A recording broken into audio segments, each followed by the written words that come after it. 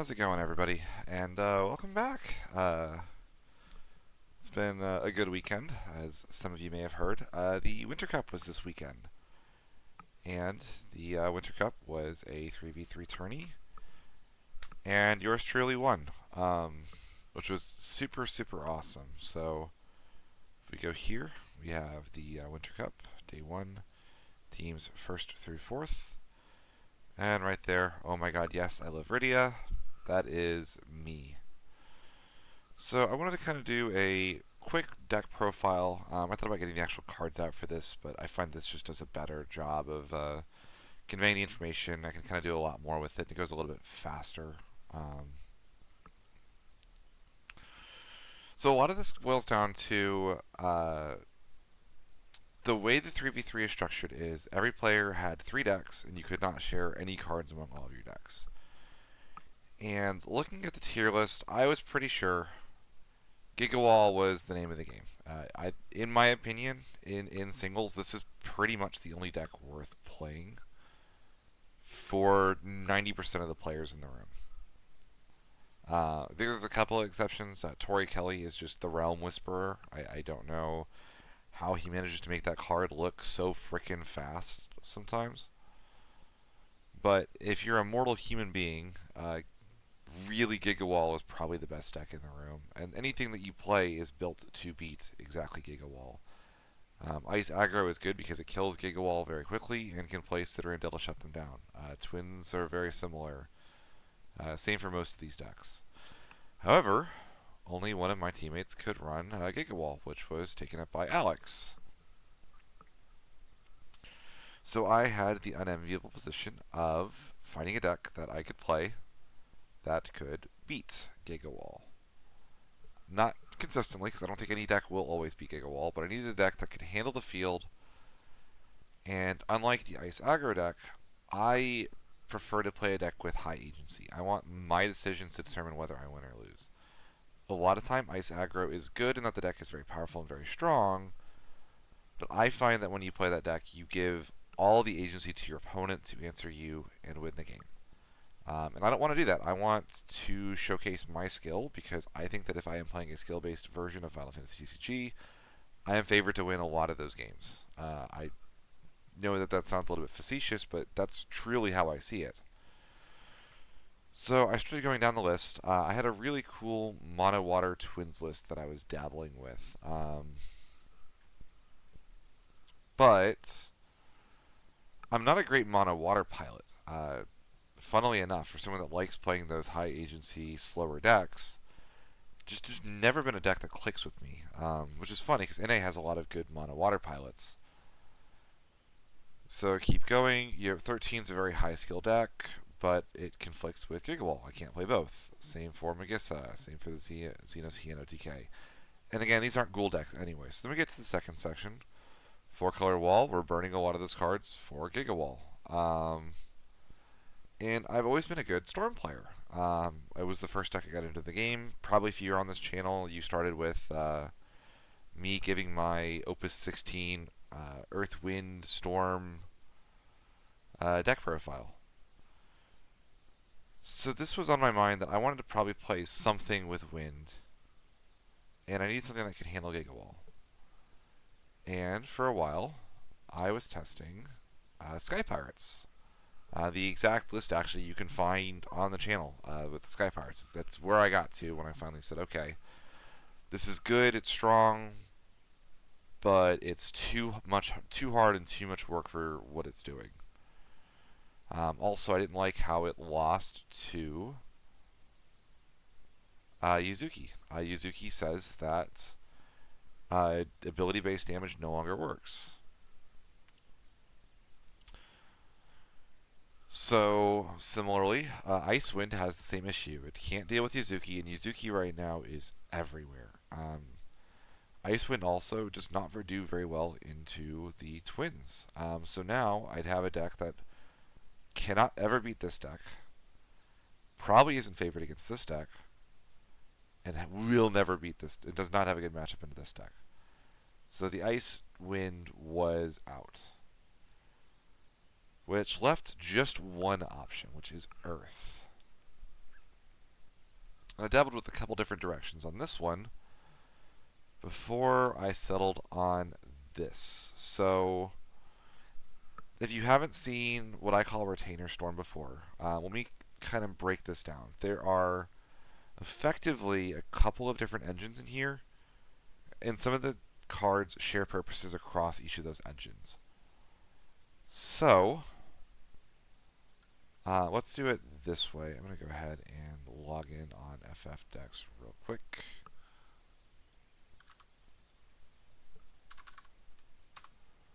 Because we're going to go about this way so I can break it down by the engines. So, let's go to deck editor. First engine is just the retainer package, which is 3 Noctis, 2 Gladio, 2 Prompto, 1 Ignis, and 2 Iris. So what does this engine actually do? Let's go back over to this.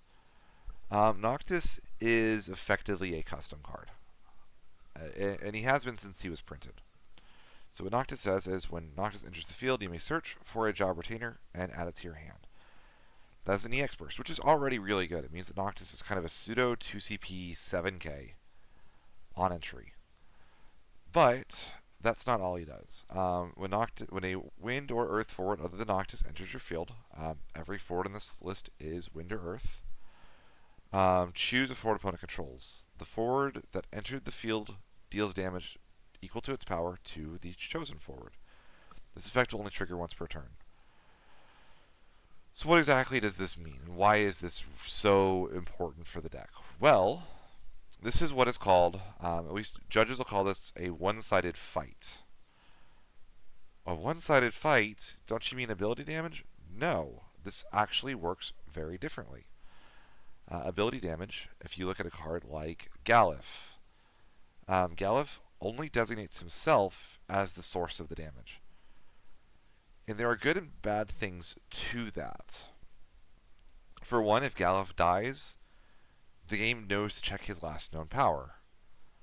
However, for a fight effect, if the forward dies on the stack, there's no damage dealt because the forward doesn't survive to do the damage. Why would you ever want to play a fight effect? Well, fight effects ignore ability protection.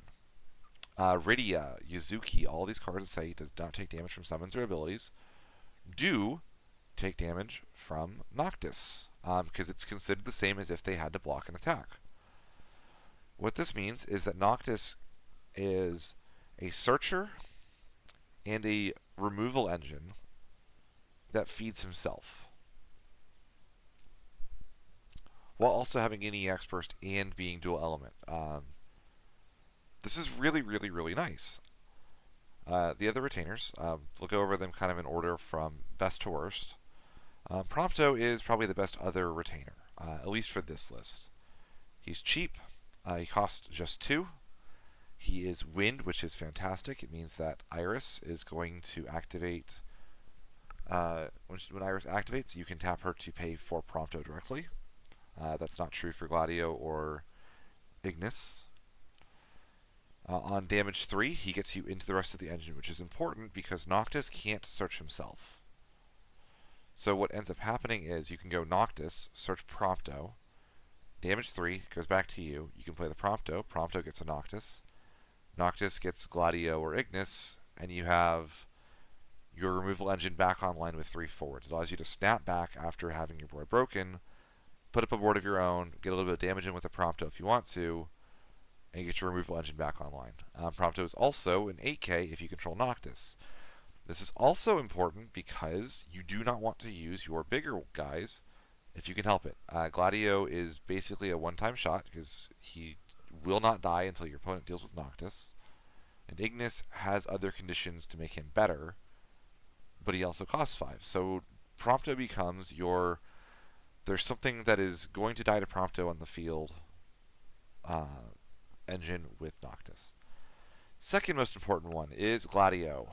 Gladio is funny because the difference between Gladio with Noctis on the field and Gladio by himself is night and day. Gladio is a 2 CP or 1 CP or 0 CP, 9k to 10k Brave that punches for 11 or 12k power. Effectively, Noctis into Gladio kills any forward in the game, as long as you can target it. And you're left with a big 9k Brave. There were games that I would win this weekend because Gladio would stall the game out, and your opponent is afraid to attack over it because, spoiler alert, nothing trades up into a 2CP 9k. Lastly, we have one copy of Ignis. This is here for a couple of reasons. You can go Noctis, get Ignis, cast Ignis, sack a backup, break it forward, Noctis makes Ignis fight. But also, Ignis allows us to turn on the Pot of Greed effect on Prompto. So if you control Gladio and Ignis, Prompto allows you to attack and draw 2 cards. Turns out, pretty good when your little 2CP forward draws you 2 cards. Lastly, the other card in the engine is Iris. So Iris has 2 abilities, both of which are quite good. When a category 15 forward enters your field, she activates. This becomes absurd. It is not uncommon for a turn to be Prompto into Noctis, into Ignis, into Gladio, at which point she's refunded 4 CP. But also, she is breakable. You can do tap her, sack her, choose a forward, cannot be chosen by opponent's abilities till the end of the turn. This creates a weird gameplay loop where your opponent can't invest too heavily into targeting your forwards with abilities. And there are a lot of decks that only have removal through abilities right now. The Mono Ice deck has no easy way to deal with Iris Gladio on field. If they target the Gladio with a ability, you can Iris. He doesn't take damage, or he cannot target it, doesn't get dull frozen, and then he's still around to block.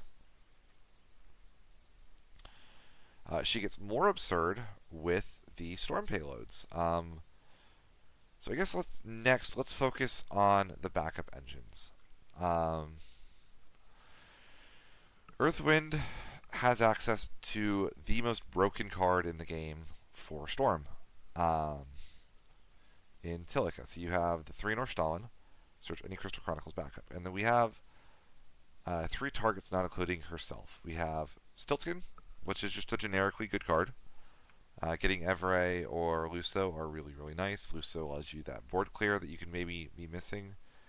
And Evrae is really good in a format where everyone's goal is to Dull Freeze your Tilica.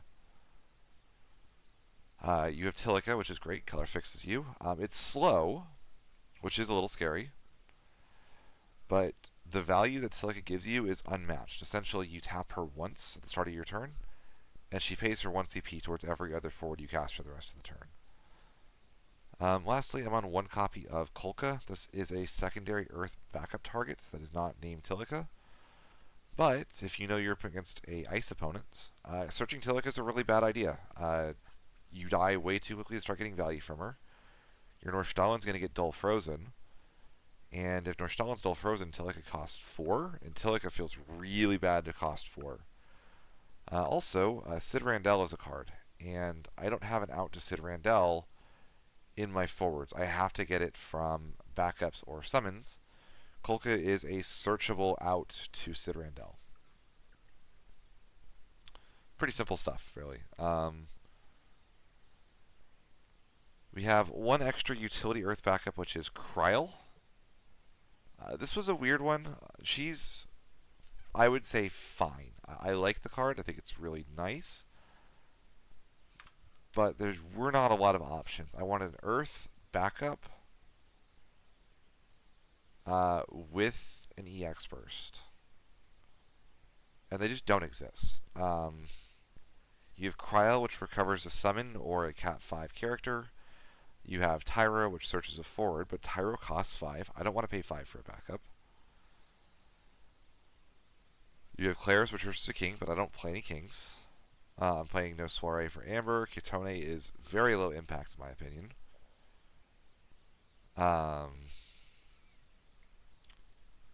You have a fight, but I don't want to pay 4 for a fight effect because I already have Noctis. I have no Clouds or Barretts. Prompto is taken. No Scions. No Category 11s. No Warriors of Light. I could search an Earth Summon, but my Iridia name is taken. I think Rabon is another fight. I can break a Dull forward, but that costs 5. Or I could search a Lightning, or I believe a Snow. None of these are good except for Kryl. So, in went Kryl.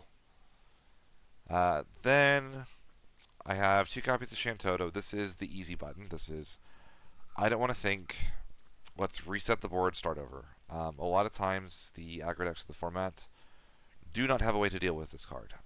The mono ice deck will discard your hand to get you low enough where you don't want to play it. But ultimately, you will get the Shantoto into play, stall them out for a little bit. You both end up top decking, hopefully you top deck, and outscale them. That's the idea. It's also very important that she's removal for Gigawall that doesn't put Gigawall into the break zone. If we go to the Gigawall list here, you'll notice that we are on the Gilgamesh FFBE with 3 light cards. If the first light card is RFG'd, it's a lot harder for this Gilgamesh to get the triple attacks off. Pretty simple. We need to make sure that doesn't happen. Shantoto is a very good way of preserving that. The last card, and this is a funny one because I don't think people read this card before I went to the event, is Viera. I had so many people, like very good players that I know have played Windex at tournaments in the past, would pick this card up and go, what does this do? And it's like, it's Loporrit at home. But this card does everything for this deck. A hand that has just Loporrit is actually a hand you can keep mathematically. Because Loporrit is effectively a mini mulligan. You can pitch 2 cards in your hand, play the Viera. Viera looks the top 2 cards of your deck. You keep the best one. You draw 2 more cards. You've now seen 4 cards that out of the 5 you would have seen in your mulligan. There's no reason to ever mulligan away a Loporrit in that situation then. You're going to see the cards you need in the future by doing it. Viera is also a breakable standard unit backup, which is very, very important. It means that I am playing a larger number of backups. I'm playing only 14 backups in this list, but I'm playing now 1, 2, 3, 4, 5, 6, 7, 8, 9, 10 names, effectively. That's a big deal. It means I'm most likely to break. Because she's breakable, she allows me to feed an Ignis that's already on field. I can crack her. Ignis will add the best card of my break zone back to hand, and I'll search top card of my deck. I can dig for specific outs to a Sid Randell on field, which happened this weekend. I cycled through, I think, 3 or 4 Viera activations to find my 1 copy of Dryad out of Sid Randell on the field, after I'd already used Kolka to deal with a different problem. So she just does everything. She started out at 2, and then she very quickly went to 3. It's just the best thing you can be doing in the deck. The other main part of this deck, you have the Retainers, and the Retainers do one thing better than anything else in the game, which is they prevent you from dying. Turns out aggro tends to outrace the control piles. The Retainer stuff kind of puts a stop to that. But this doesn't scale amazingly. There's no interaction to my opponent's turn. Noctis is only killing 1 thing per turn, maybe 2 if I'm using Ignis, but Ignis only breaks a thing on entry. So I need a secondary engine in here. And you'll notice that this engine is very compact. I talk about how Scions is a great compact engine because it's between 8 and 11 cards. The Retainer engine is only 10 cards with the irises. And you can cut the irises even if you really want to. So what is the secondary engine? Well, it's a storm payload. With the idea being that the best thing I can be doing is ramping and doing all the broken things that Wind does. I have basically a mini storm engine in here. I have 3 Rosa, the 2 Zidane, the 2 Luso. Rydia is in here as an alternate storm payload. You can use her to get back any of to cast any of your summons once per turn for free. The only one thing she can't do is the Mist Dragon, the Alexander, but Alexander's free anyway, and you don't care that Mist Dragon isn't free to cast. The 3 copies of Lulu, again, classic Storm staple. Lulu is probably the most important card in the deck as far as making that Storm engine work, and she pairs very well with Noctis. You can go Lulu, enter the field, Noctis makes Lulu fight, cast the Chocobo that you got back with Lulu. Lulu sets the power of the opponent's forwards to 5,000, at which point it will die. Lulu goes back to hand. You can get the Chocobo again and keep going. Lulu also gives you your protection. One thing this deck doesn't do very well is it's kind of a build a board deck that doesn't build a board. It's very good at stalling things out, making the game go slower, at out ramping and doing unfair things. But all I can do on my opponent's turn is sit there for the most part. I can cancel summons with Mist Dragon. I can kill one thing with a single copy of Dryad. Or I can bounce my stuff to my hand with Chocobo to be evasive. So I need to be able to repeat these actions, and Lulu gives me the ability to do that along with my one Kryl. I have one utility forward in the deck. That's Neo Exdeath. Effectively, it doesn't matter how good you are with your resources in a win list. You can't run enough copies of this Alexander to handle monster decks. The Mono Earth monsters and Tori Kelly's Realm list eat this type of deck alive. It's so difficult to get around what those decks are doing. You need something to shut them down. Or, if you hit a Wind Mirror, you can actually eat the Atomos and the Evray, potentially. So, he didn't come up, but you can't cut him because the matchups that he fixes, you must see. One thing to note, though, he is mandatory. I did hit him off a Rosa one time, played him into the field, and then had to sack 2 backups even though my opponent didn't have anything. So, don't take him off Rosa unless you really want him. Evray Atomos, these are just Storm engine pieces. I call them accelerants. Effectively, you can break this deck up into a couple of parts. There's the retainer package. There's the storm payloads, or storm cards, which is Luso, Zidane, Lulu, along with the summons Azura, Alexander, Chocobo. Kusith functions as a storm card here. Then there's the accelerants. Rosa, Atomos, Evray, and Tilica are your accelerants. If you get 1 to 2 accelerants down, the game probably, in Stabilize, the game is effectively over. And yeah, that's the deck. I know a lot of people wanted to see this list. It did very well. I'm not sure if there are any changes I would make. I'd maybe find room for like a copy of Stola or 5L. I think that having just one way to cancel an auto would have gone a long way towards protecting myself. Bismarck would be cool. The 3rd Rosa would actually have come in handy quite a bit this weekend. But even there, it's not difficult to dig for the Rosa with the Vieira potentially. Zidane actually played very, very well. Zidane kind of fluctuates in quality based on what people are playing. But right now, people are playing large quantities of good cards. Even the Gigawall deck. You can steal Zeromus or Axstar. I guess Axstar's not great. You can steal Onion Knight. You can steal the Ishtolas. You can steal Edge, Cyan, Setzer, 4-color Warrior of Light, Amaterasu. Any of the backups are like fine to steal. Well, I guess outside of the Arya and the Sarah. So, no, the deck performed very well. I have a blast playing this. Real quick, I always like to do a couple test hands. I'll have a separate video where I talk about my thought process going into the tourney, what my testing schedule looked like, and go over the matchups that I played. But let's run a couple test hands real quick. This hand only has access to 1 backup. And even if like I do hit an aggro deck, this doesn't deal with aggro very well because I can only hit a 5k with the Kolka. So this would be a mulligan. 2 Vieiras is fantastic. So first turn, we draw. This is probably like Lulu and the Azura for Vieira. It sucks to ditch the Lulu, but I think we need to keep the Shantoto alive. Look at the top 2 cards of our deck. If we want to get greedy, we can get the 3rd Vieira to hand, but the Noctis is pretty safe to get here.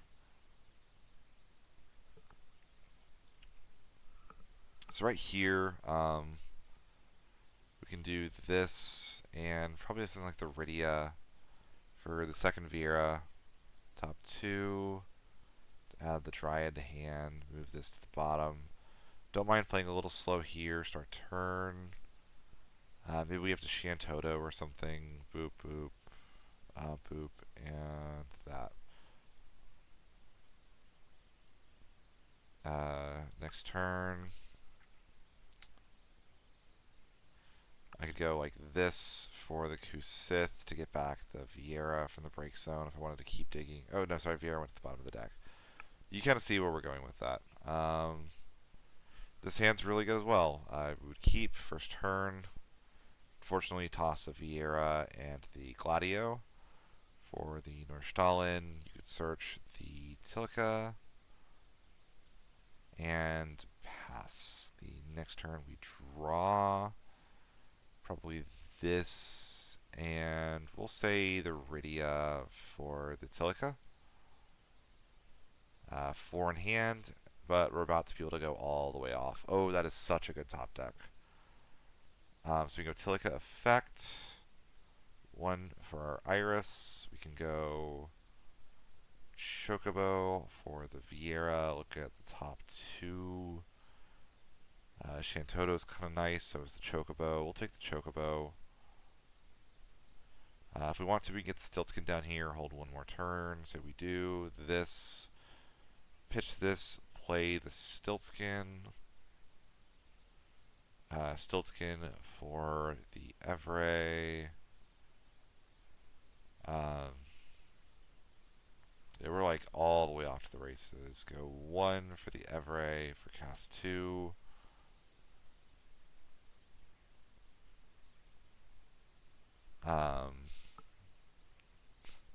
There's the Dane in the breaks, and I'm actually like low on action because of that, which is pretty funny. 1 more top deck. Let's just see it. So like right here, you could go crack your Viera, look at 2, just kind of look for that accelerant to the next card. Didn't find it there, but that's fine because then you would just go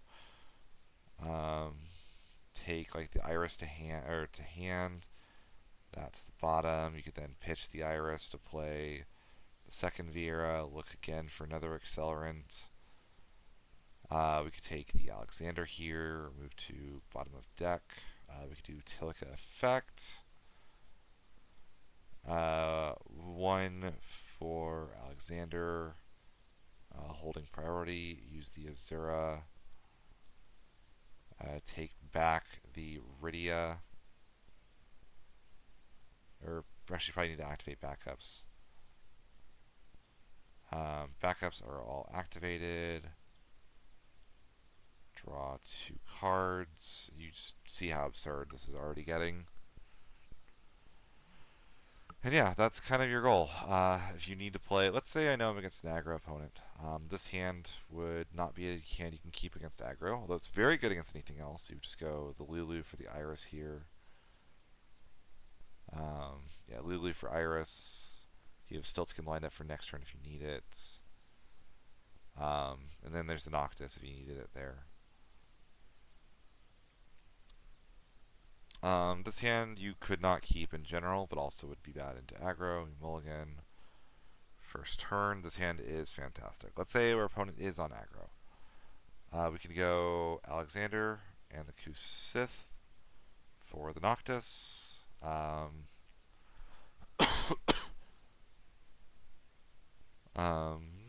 Go get our Gladio.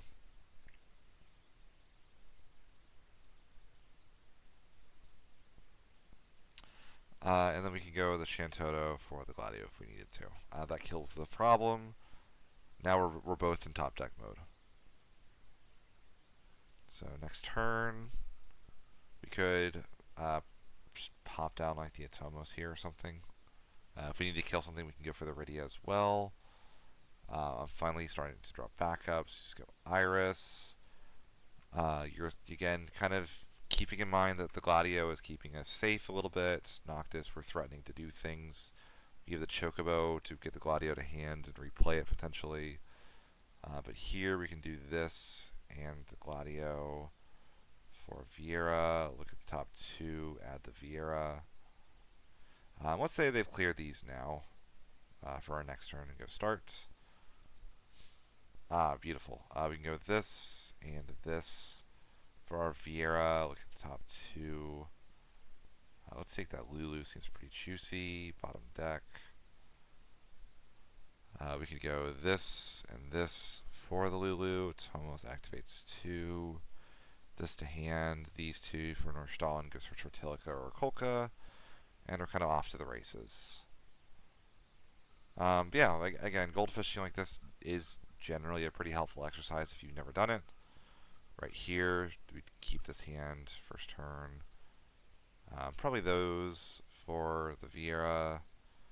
Top 2, take the Kryl, put this on the bottom. Start turn, this. We have our Tilica in play. Next turn, we go this, 1 and that.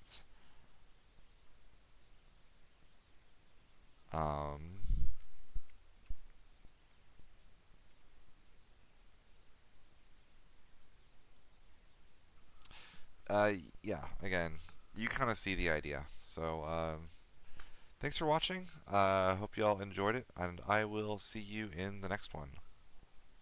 Bye-bye.